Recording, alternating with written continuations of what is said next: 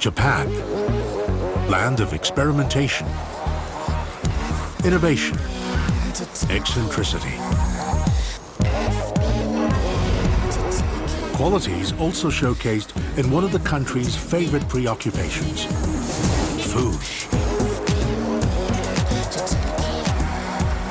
The Japanese have a certain obsession in their food culture. アイスクリームです。これは溶けない。 Almost like food porno. Japanese food has captured the imagination. I think there's a nice contradiction in the fact that so many foods have come to Japan and become Japanese. Food here is stamped with a trademark ingenuity. 世界でこういう食材に対してこういう考え方をするのは僕らだけね。食の世界で正義を行いたい。 Turning the ordinary into the extraordinary, the Japanese are always perfecting and inventing. Constant innovation, that's what makes it Japanese. Discovering the essence of Japanese cuisine is to reveal the true Japanese spirit.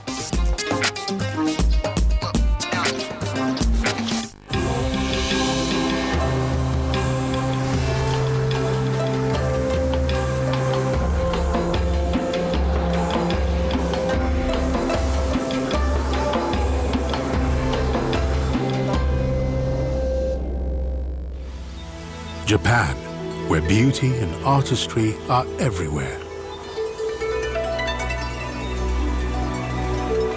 This devotion to high aesthetics has elevated their cuisine to an art form. Every detail is fine-tuned to flawlessness. Creativity and passion poured into the pursuit of the perfect meal. Whether it's the high connoisseurship of kaiseki or the low slurping of a bowl of noodles, Japanese people take food very seriously. It is perhaps the most iconic dish from the land of the rising sun, and famous the world over. Sushi. Sushi is nothing if not a quest for the best. The finest seafood money can buy, brought to the plate with uncompromising perfectionism. This pursuit of the sublime is called kodawari. With no direct translation in English, it's a cross between obsession, passion, and perfectionism. It's what puts Japanese food in a league of its own. Kodawari can mean finding the best ingredients, cutting the food in the best possible shape, making sure that there are no blemishes showing. I think kodawari is a value placed on doing everything the best you can do.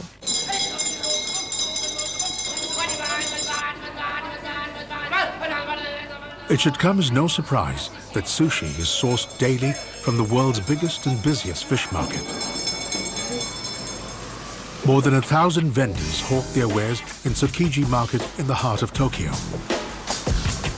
Covering nearly 30 soccer fields, the market handles more than 400 types of seafood and sells nearly $5 billion worth of fish each year. People flock to the market at the crack of dawn to get their hands on the best catch, headlined by the world-famous bluefin tuna.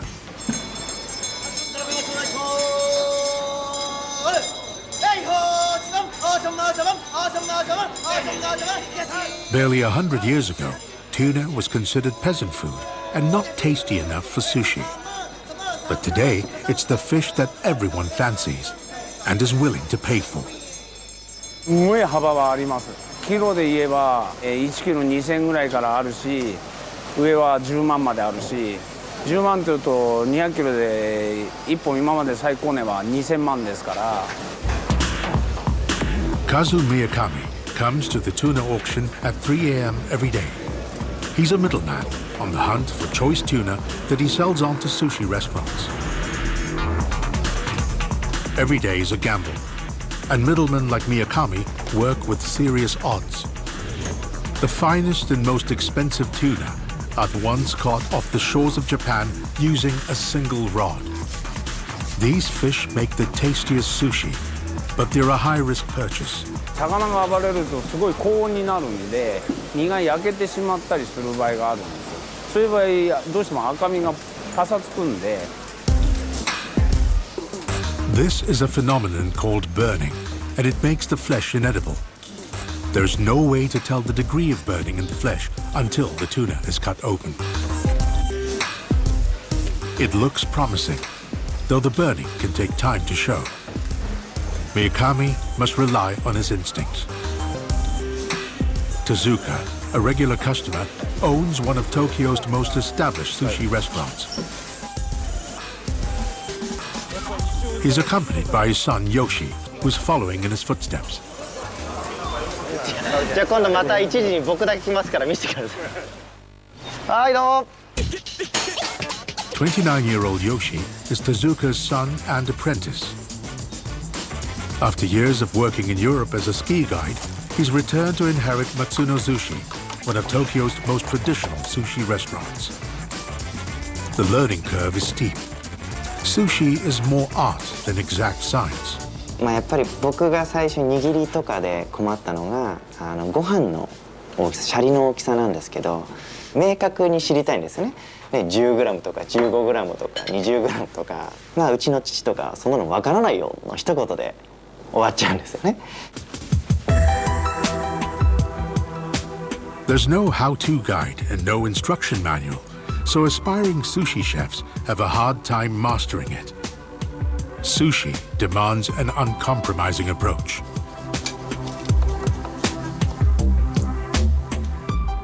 僕がどんなにうまく握っても、どんなにいいお寿司を作っても、多分一生父は超えられないんですよ。もうちょっと。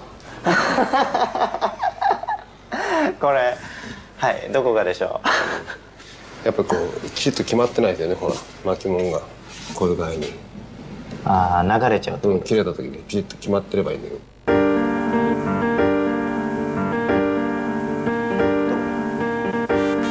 Yoshi may be allowed to practice making sushi, but one fish is still off limits: the bluefin tuna.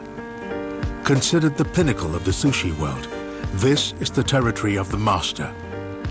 Preparing the bluefin is Japanese perfectionism at its best. How it's sliced, handled, and stored has tremendous bearing on how it will taste as sushi.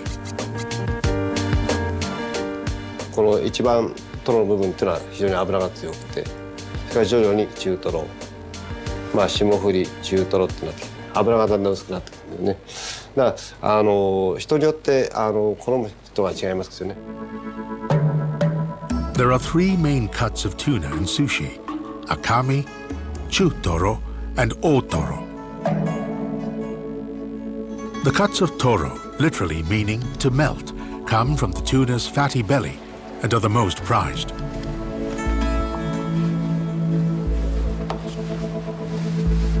Yoshi reckons he'll only handle the tuna when his father retires. In the meantime, he needs to hone his skills with the dedication required of a sushi master. 彼は多分この店だけでは満足してないと思うんですよ。これからもうステップアップしたいと思うんですよね。彼の代になるとやっぱりここも少しは変わってくるんじゃないかと思いますね。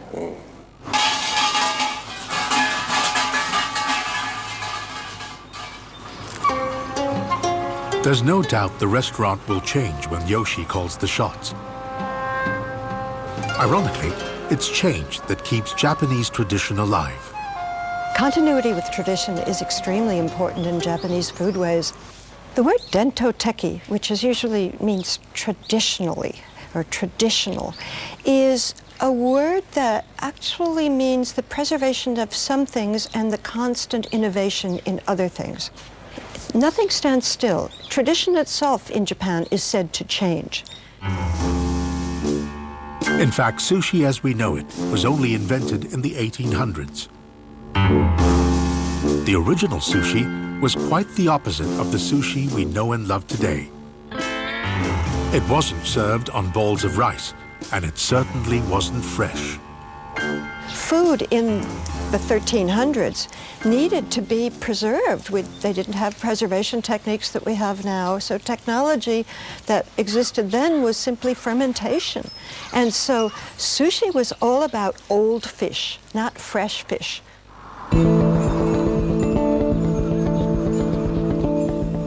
A type of this fermented sushi, known as funa sushi, is still kept alive by a handful of families around the country. One of them is the Kitashina family, funa sushi makers for 18 continuous generations. Atsushi Kitamura married into this family without any idea what he was getting into. 最初にこの船寿司っていうものを食べた時に今でも覚えてます。こっちからうわーっと電気が走るような衝撃がありました。 With a taste that's sometimes compared to blue cheese and a distinctly pungent odor, funa sushi is not for the faint-hearted. But as exotic as fermented fish sounds, the taste of funa sushi is also said to be strangely universal. 前に、フランスの方がうちに取材に来られた時にこの船寿司をもう異国の地ですよ完全なるだけどこの食べた時になんか懐かしいおばあちゃんがなんかこんなの作ってくれた Kitamura still makes funa sushi the authentic way. Freshwater carp is packed with cooked rice into wooden barrels, weighted with stones to create a vacuum, and left to ferment for 2 years.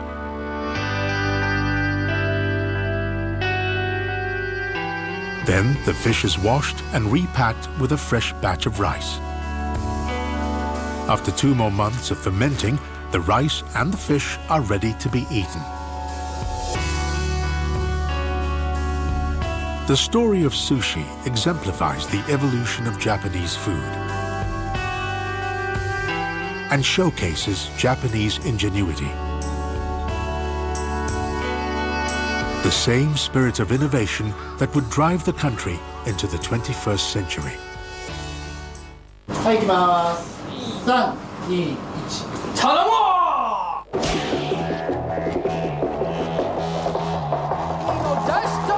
The Japanese have a certain obsession in their food culture. Like if you look at the proportion of Japanese TV, I would say food shows take up the spot where violent shows are in America. And it's just so much detail goes into making these shows. It's almost like food porno. 好きな人と一緒に来て食べさせてあげたいんですね。いただきます。いただきます。 Much of life in Japan seems to revolve around food. But amidst all the weird and the wonderful, nothing has captured people's hearts like the humble ramen.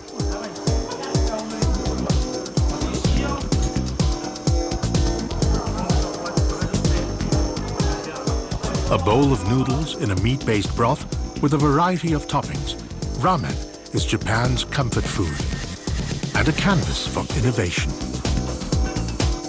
It was based on la mian, the Chinese noodle dish brought over by immigrants in the 1800s. But ramen quickly became a uniquely Japanese phenomenon. Today, there are over 80,000 ramen restaurants in Japan with endless variations of this beloved dish. I think there's a nice contradiction in the fact that so many foods have come to Japan and become Japanese. One of the ways in which Japanese foodways have survived is by taking on a lot of new foods. Constant innovation, constant use of that term, perfectionism, kodawari, that's what makes it Japanese. Ramen is such an indispensable part of the local diet that one man found a way for people to eat it anytime, anywhere. The late inventor Momofuku Ando created what the country voted their #1 20th century invention: instant ramen.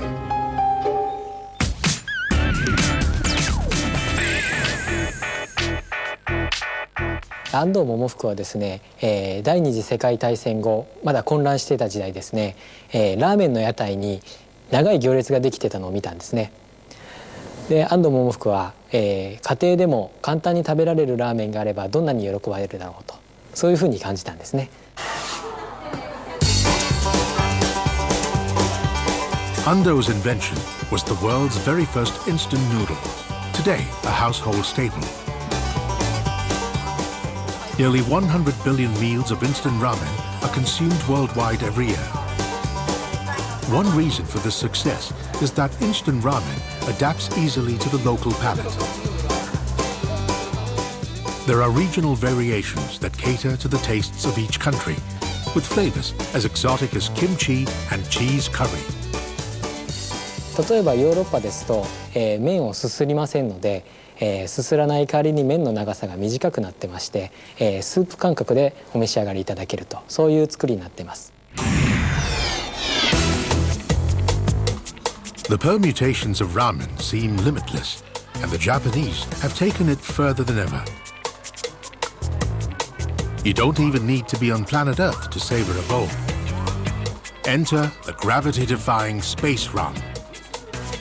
It was made to celebrate astronaut Soichi Noguchi's trip on the Space Shuttle Discovery. 宇宙空間では麺もスープも無重力で飛び散ってしまいますので、それを飛び散らないように麺は、形状を保持したまま、柔らかく戻る。それからスープはとろみがついていまして、フォークで簡単にパクッと麺もスープも一緒に食べていただける、そういう形になっております。Ramen is the ultimate Japanese comfort food,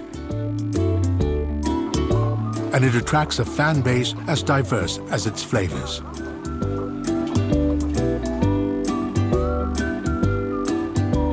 Ramen is one of those foods that everybody can eat, from elites to worker, the student, children. There's so much that can be said in a bowl of ramen because it's everybody's food. In fact, one man has come to Japan from the other side of the world to pursue his ramen dream. Immortalized in a Japanese comic strip is culinary superhero Ivan Orkin, the first American chef to open a ramen restaurant in Tokyo.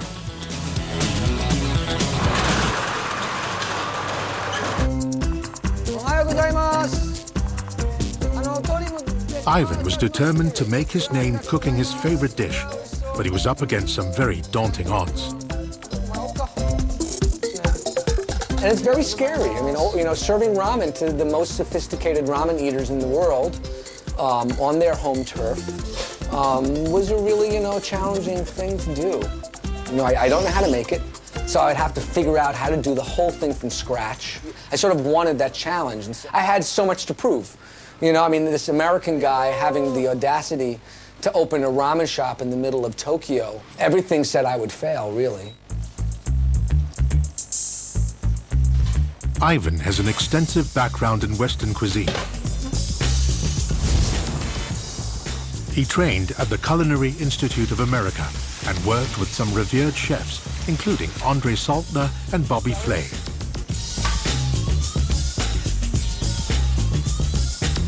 His Western training means he approaches ramen differently from Japanese chefs.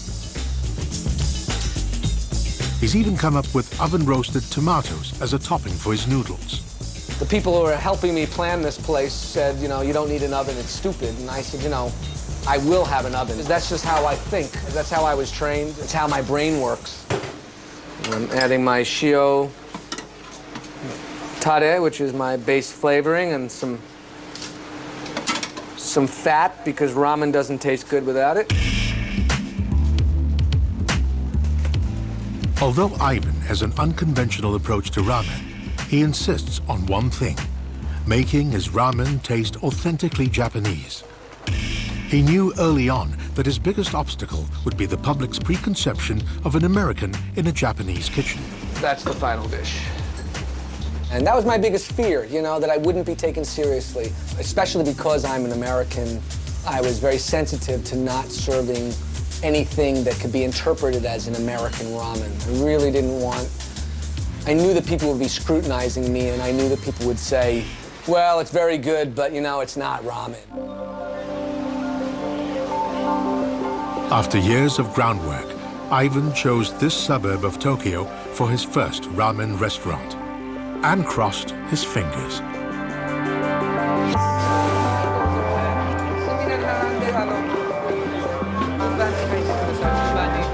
"友達が知ってたんで、はい、ついてきました。今日は醤油全のせラーメンです。味はあっさり、はい、他のラーメンと比べるともううまいですね。はい。Ivan may not be Japanese, but he prepares his food with their trademark passion.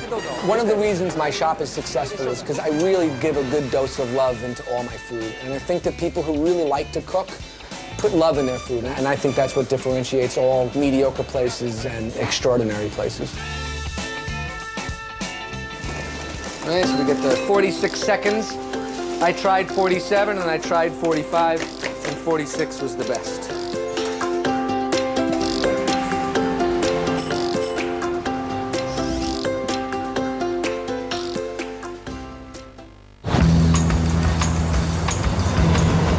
Rush hour in Japan is the stuff of legend. Every day, 3 million people take the train into Tokyo.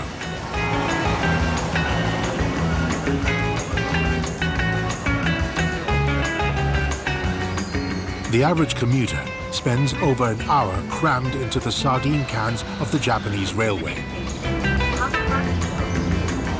It's a grueling daily chore and a way of life in urban Japan.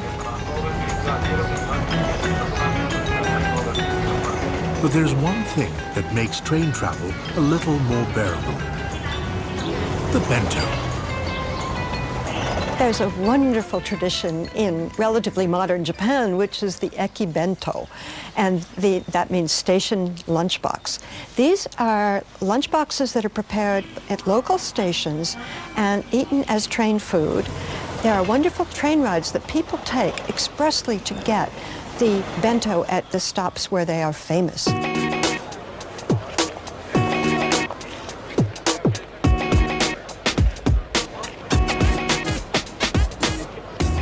日本人にとっては駅弁と旅と思い出を離れられないような距離があるみたいですよね。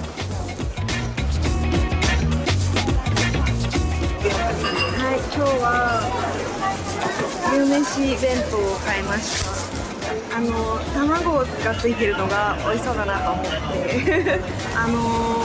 新幹線に乗るときにいつもどうしても駅弁が食べたくなるんですよね。なんでかわからないんですけど、でいつも選ぶのも楽しいので、はい、いつもなんか買って新幹線で食べてます。The ekibento phenomenon is even captured in a comic strip about a man who travels the land sampling different train station bentos. Eating your way through the country has become a long-standing tradition. これは大人の駅弁グランプリでこれですね。バランスも取れてて美味しいです。However, bento is not just about a portable gourmet treat. It also has a deeper meaning. The Aijo bento, or love bento, describes the bento made for a loved one, a child, a husband, or even a high school crush. Bentos can be an expression of love, the ultimate edible affection.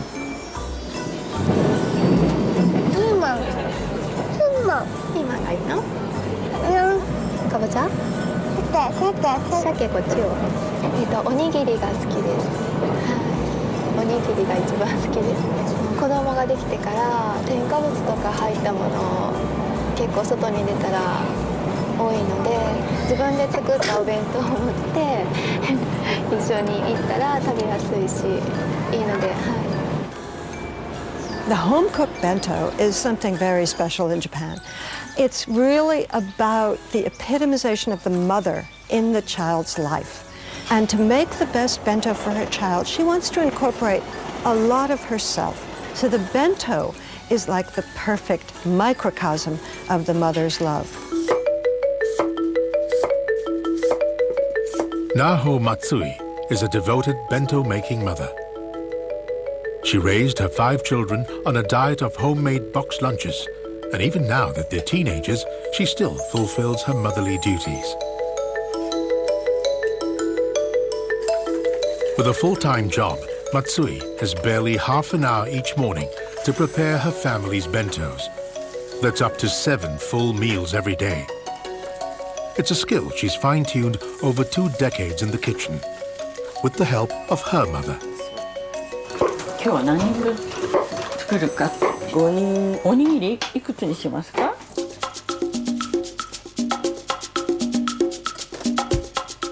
With their huge family, they go through a 30-kilogram bag of rice each month and buy groceries by the boxful. In spite of today's world of quick conveniences, there are no shortcuts in Matsui's kitchen.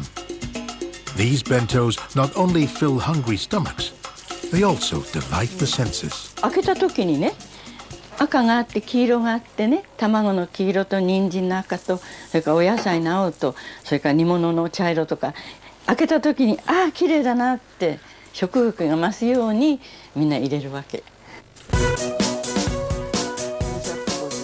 As with all Japanese food, it boils down to kodawari, the care and attention to detail in every meal, whether it's made by a chef or a housewife.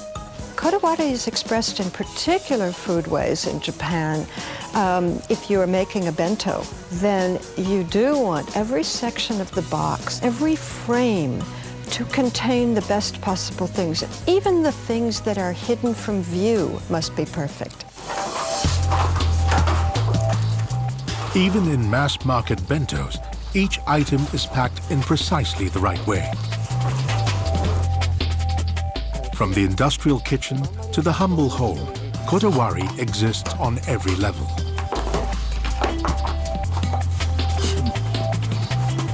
Hai. ということでおしまいです。お弁当よ。はい。いってらっしゃい。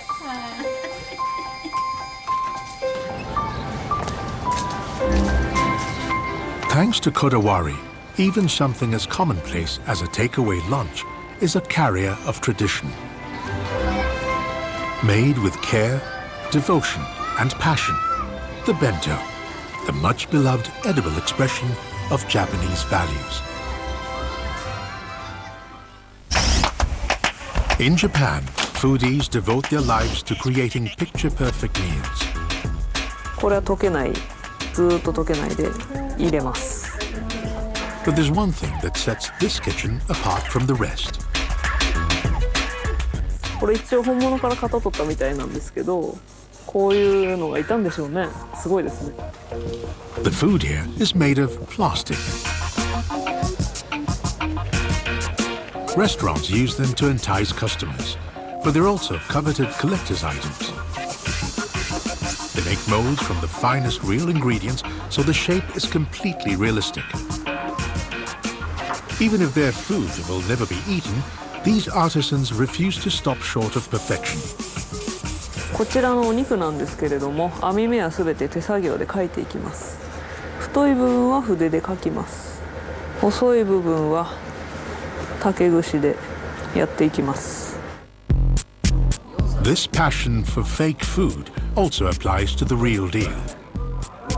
Japan is known to produce some of the finest real ingredients in the world, one of which is the famous Wagyu beef. It is absolutely delicious. The taste of Wagyu to me speaks of Japan, partly because the marbling, the fat versus meat content is extremely subtly worked. The mingling of the fat and the flesh to the absolute perfect degree is just sublime. It's a real good example of this kodawari principle of perfectionism.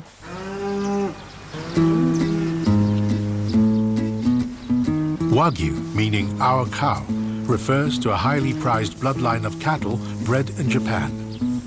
Genetically fine-tuned to produce the tastiest meat, these cows have become living icons of the Japanese countryside.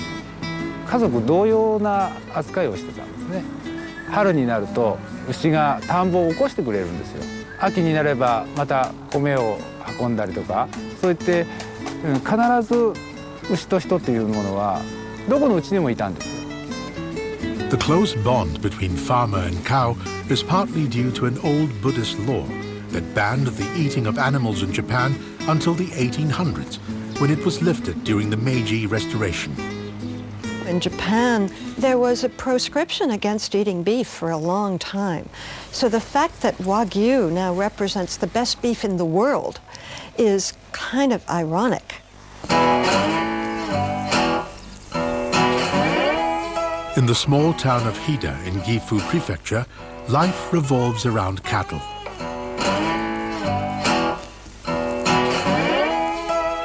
Hayato Yamamura has the largest Wagyu farm in the region. He raises each of his 850 cows in the traditional Wagyu spirit.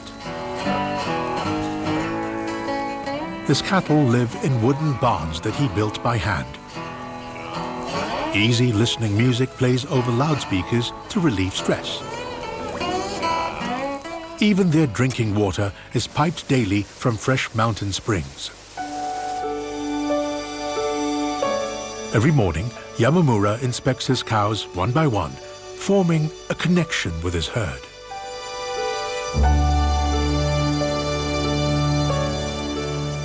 There's something about the treatment of the cow that's said to be respectful. I suppose the old ban on killing animals for meat now might be sort of regulated through the good treatment of the cow before killing it for the meat. なぜ手で刈るのか、どうしたらこの牛のいいところが良さを発揮させることができるか、すごく綺麗な線を見せることができるのか、それをこう噛み締めるように刈るということで、ご覧のようにすごく線が綺麗だと思うんですよ。 Not all the cows end up as steak dinner. Akifuji is a contest cow. Spared the slaughterhouse and handpicked to spend her life as a bovine beauty queen. Tomorrow, she'll be entering the annual Gifu Prefecture Wagyu contest. はい、もちろん出るからには勝ちますよ。そりゃ絶対勝ってやるっていう思いで。はい、はい。 It's not just about looking good. She'll also be judged on her behavior. Yamamura gives Akifuji obedience training every day to make sure she'll listen to his commands. ミスユニバースと一緒で背筋をスーッと伸ばして頭を上げてわあこうやって5分間は立たせるんですよ。普通こんなして立っとらんのですわ。動きもあるんですよ。こうやってこれは静止性っつってわあわあ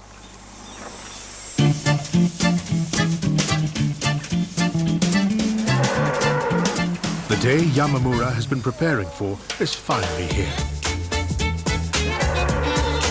Nearly 200 cows have gathered to compete in the Wagyu contest.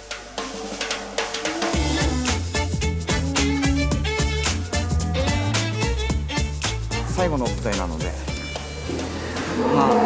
一杯最高の状態を見せてやるよと言い聞かせながら任せとけと。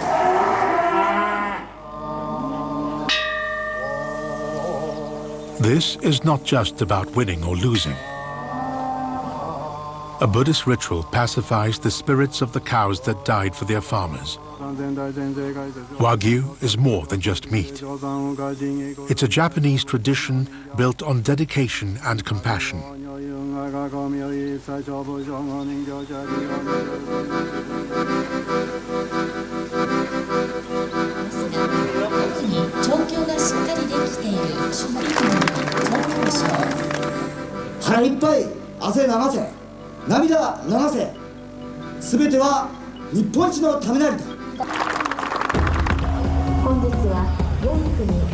Time for the contest to begin.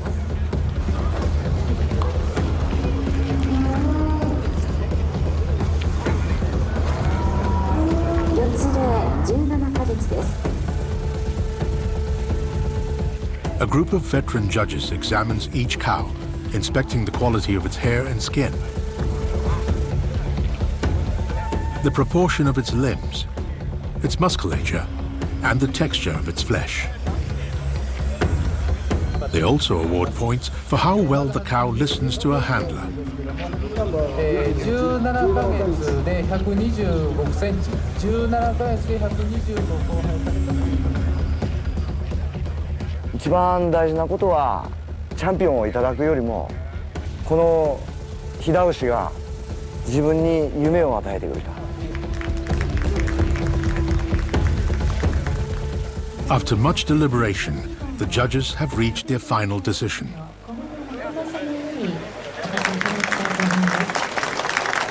Yamamura's faith in his dream has paid off.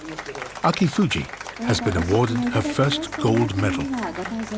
餌をやるのにも時間をかけ、手入れをするのにもじっくり時間をかけ、牛と共に暮らして牛と共に仕事をしてっていうのが本来の和牛の姿。 Today's victory is just the beginning for Akifuji. If she continues to do well, she could go on to compete in the National Wagyu contest. There, she stands the chance of being crowned Japan's #1 cow. 本当幸せはこの牛と一緒に出れることは。いい牛ですよ。自分なりに目指せ頂点。チャンピオン。I am a champion. #1.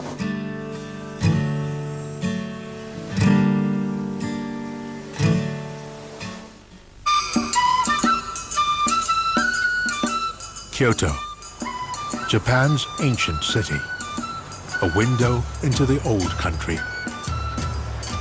It was the imperial capital for 1100 years, and even today remains the cultural heart of the nation.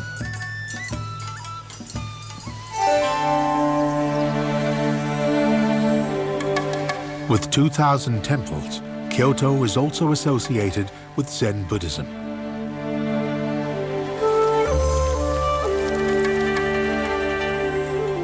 This spiritual tradition has lent the city its characteristic grace. Zen teaches that life is fleeting and ever-changing. The key to happiness lies in appreciating each passing moment. It's from these beliefs that a unique cuisine emerged to reflect Japanese spirituality. Kaiseki, the definitive traditional Japanese food. There is no prescribed recipe for kaiseki. It's what the chef says, today I feel this is the day for making this kind of tofu, or making this fish appear on the plate in this way. It's attention to those details that makes kaiseki what it is.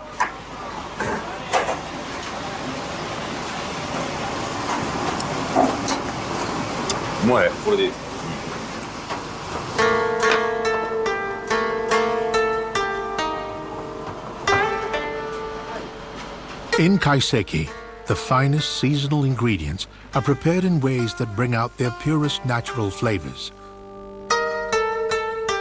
With no set menu, kaiseki is designed to heighten a person's awareness of their immediate surroundings. It's considered the pinnacle of Japanese cuisine. It mirrors the purpose of Zen meditation, to draw attention to the here and now. It has a spiritual quality to it.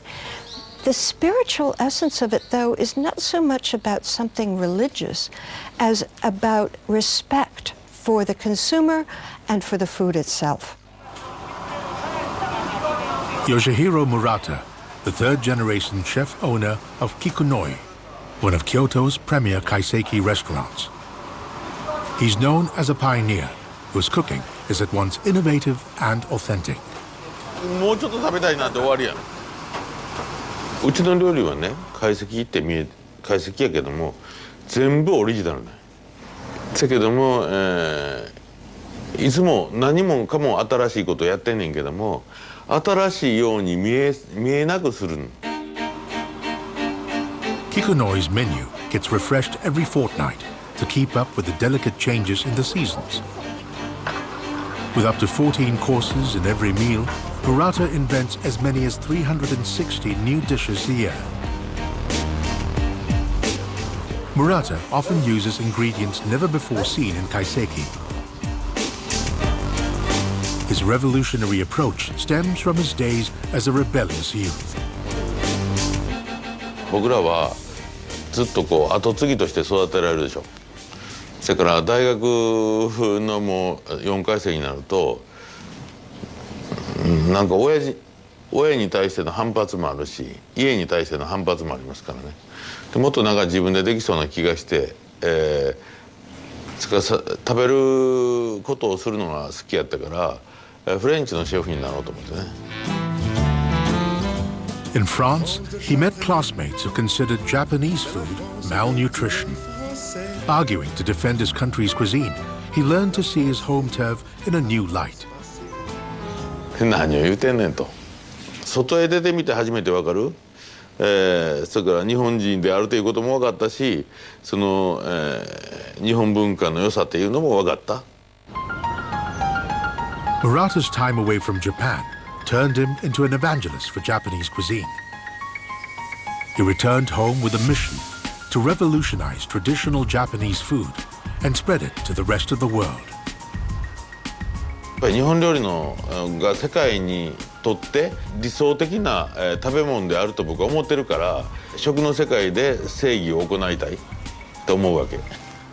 Having somebody like Murata-san who is taking kaiseki and not changing its character, but just letting it naturally evolve is a valuable thing. It's good to be able to learn all the traditional techniques and yet also have just enough of some edginess that I won't be completely without ideas when I'm done.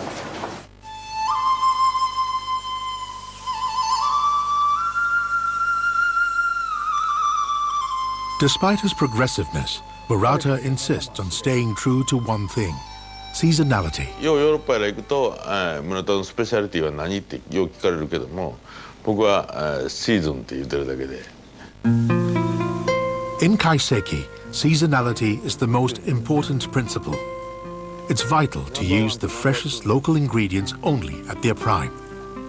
自分のところでもこんな人参やからいけるで。そこらに売ってるやつもでかいんじゃ。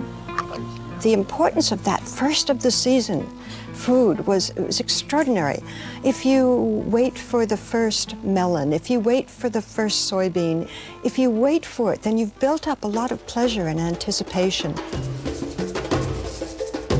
Using ingredients only at their peak draws attention to the changing of the seasons and ultimately the transience of life. で今日の食事は今日の食事でしかないわけで、その食べられること、そしてこの時間がここに持てたこと、すべからく感謝するということの凝縮やね。料理人が料理を、作るために、伝えたいことは、一緒よ。それから人間の、その素晴らしさ、自然の素晴らしさ、それらと共に共存している喜び。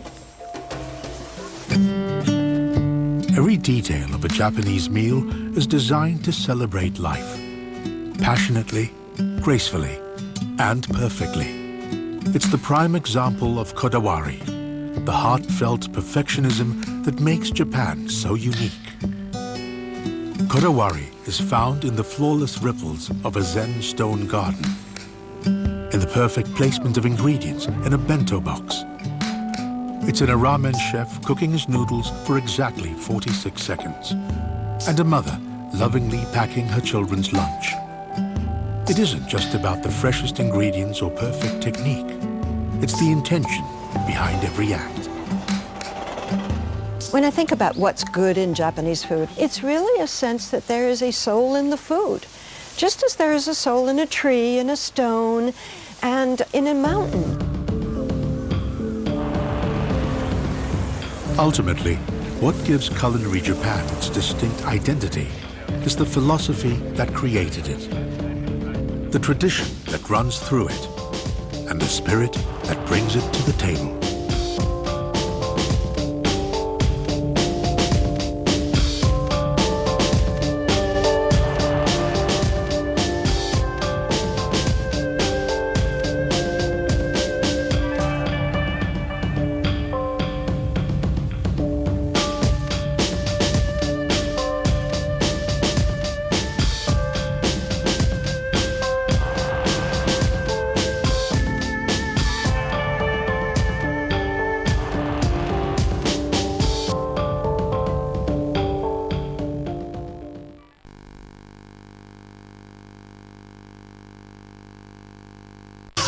ます。